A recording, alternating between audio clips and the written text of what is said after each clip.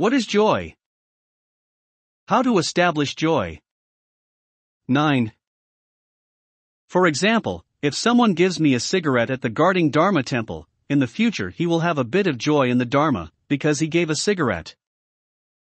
But that one is not what he establishes, it also needs me, that is, it needs my starting mind and stirring. What he will get in the future is not this fruit, he has only this now, after that, he gives me this, I will have to resort to this, but you have to give him a turn. May he have joy in what point? If he has joy in this point, then he will be deeper. Then the fruit of which he gave me that will be gone in the future, after that, and the feeling that he has not had in that point, the joy will come. Even if he makes offerings, if I don't put my heart into it, he will still not get it. Why? The mind is the root of goodness and badness, and it is impossible for him to have this mind. Those old men don't know how to give rise to this mind.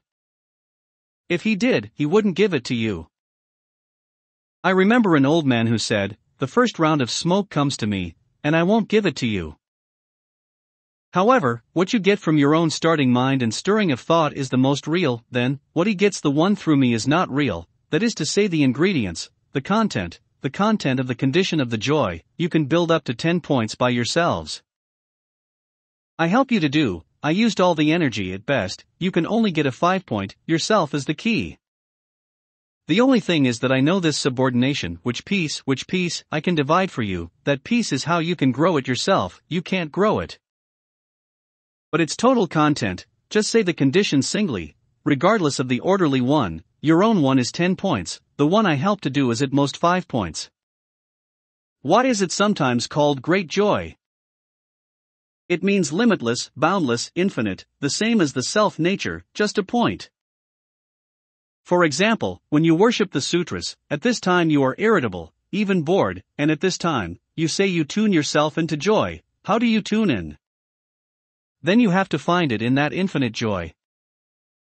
Even though you have not read that sutra, the total Dharma, as you know, is the way to make people enlightened. The reason why people say they are suffering and afflicted is because of ignorance, and this demon of affliction is deluding you there, and you are irritable, and even resentful and hateful. But then the Buddha's teachings can say all this clearly, can make it clear, and can even turn these afflictions into wisdom, turn suffering into peace and happiness.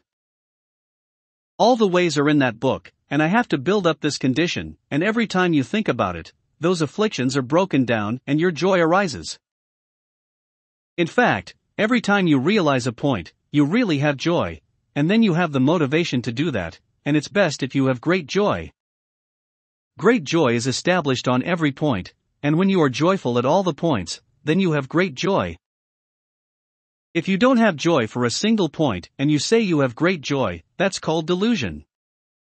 You haven't become a Buddha and you still want to have great joy?